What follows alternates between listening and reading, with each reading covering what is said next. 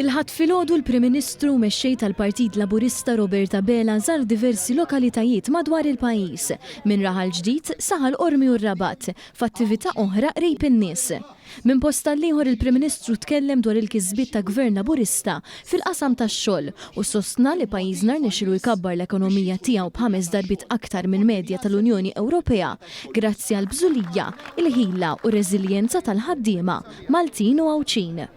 Iċ-ċavetta u intom, il-ħaddiema ta' dan il-pajjiż, il-ħaddim miż-żgħar sal-kbir. Kull ħaddim li għandu dan il-pajjiż l-aqwa riżorsa illi Għawdex u Malta għandhom. Tgħidu li vera dal-pajjiż qatt ma kellu u qatt ma se jkollu riżorsi naturali. Imma għandu l-aqwa ħaġa. Illi forsi pajjiżi oħrajn ma jistgħux jiftaħru biha, is-saħħa tal-ħaddiem Għawċi u Malti. U qegħdin f'ġimgħa fejn 4 ijiem oħra niċċelebraw dan il-jum tant għażiż għalina l-ewwel ta' Mejju. Sostna li din it-trasformazzjoni kienet possibbli għax dan il-Gvern saħaħ il-qagħda tal-ħaddiema. Fakkar kif fl-2013 Gvern Laburista wired pajjiż bi 8,000 ruħ qiegħda, iżda biddel ir-rotta u rnexxielu joħloq 7 postijiet tax-xogħol għal kull persuna li qed tirreġistra. Hawnhekk fakkar kif dan il-Gvern se jkun qed jerġa' il-ħajja lill-iskejjel ta' Snajja li kienu nagħlqu minn Gvern nazzjonalista. Dan bl-istess mod kif b'sinerġija lejn l-MCAS is-settur tal-avjazzjoni qed jagħti l-aqwa opportunitajiet ta' tagħlim u anke tax-xogħol.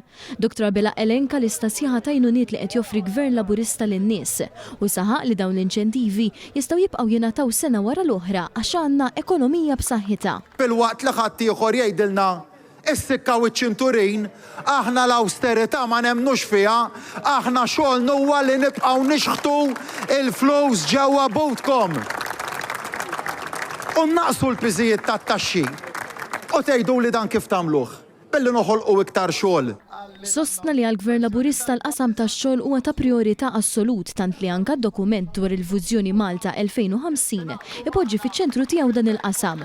U propju 4 ijiem il-bogħod miċ-ċelebrazzjonijiet ta' Jum il-ħaddiem, il-Prim Ministru stieden lill-poplu Malti u Għawċi biex jingħaqdu miegħu il-Belt Valletta għaliex bix-xogħol il-ġid tal-Maltin. Iċ-ċelebrazzjoni ta' Jum il-ħaddiem, il-ħaddiem Għawċi, il-ħaddiem Malti li bir-riżorsa tiegħu bis-saħħa tat-tenaċità u tal-bżulija tiegħu irnexxielu jimbotta lil dan il-pajjiż tant il-qudiem u għalhekk illi nistedinkom biex nhar il-ħamis l-ewwel ta' Mejju ninaqdu l-koll flimkien ġewwa l-Belt Valletta ħalli niċċelebraw dan il-jum tant importanti għalina, niċċelebraw il-koll dan il-jum tant importanti flimkien u għalhekk għaliex bix-xogħol il-ġejt għall-Maltin. Grazzi lilkom.